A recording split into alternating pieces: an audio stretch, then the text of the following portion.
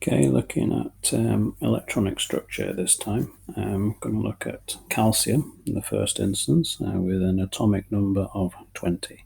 So this key piece of information, so if we were to look at the symbol of calcium from the periodic table, obviously we'd see calcium 40 with 20. So the atomic number 20 is the bottom number of those two values. And so that tells you the number of protons and also the number of electrons within the calcium atom. And if we actually look at question 1.2 first and then go back to the electron configuration, this question says that both of calcium's electrons are in its innermost shell.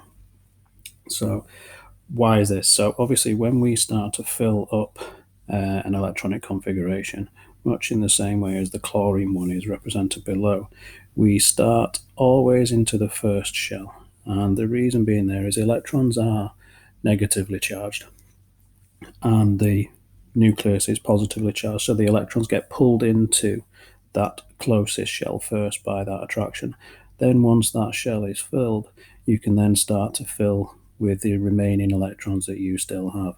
And so with calcium, obviously we've got 20 electrons. We can only fit 2 electrons into the first shell. That leaves us with 18 electrons. Subsequent shells from there allow the occupation of 8 electrons each, which means with the resulting 18 electrons that we had left after we'd used the first 2, we can actually fill up 2 complete full shells of 8, and then in that final shell there will be 2 electrons remaining, and that will give us a total of 20 electrons, which actually then allows us to answer the first question, which was 2882. Okay, so obviously the other answers are incorrect for various different reasons. There's a 2 in that shell there's 16 in that shell, and then there's an 18 in that shell, which is incorrect. So the answer is 2882 for the calcium's specific case. And so for filling up the answer to question 1.2 then, kind of bounce around between the two questions here, but the reason being for this one then is that you occupy the innermost shell first. Okay, so you always occupy the first shell first.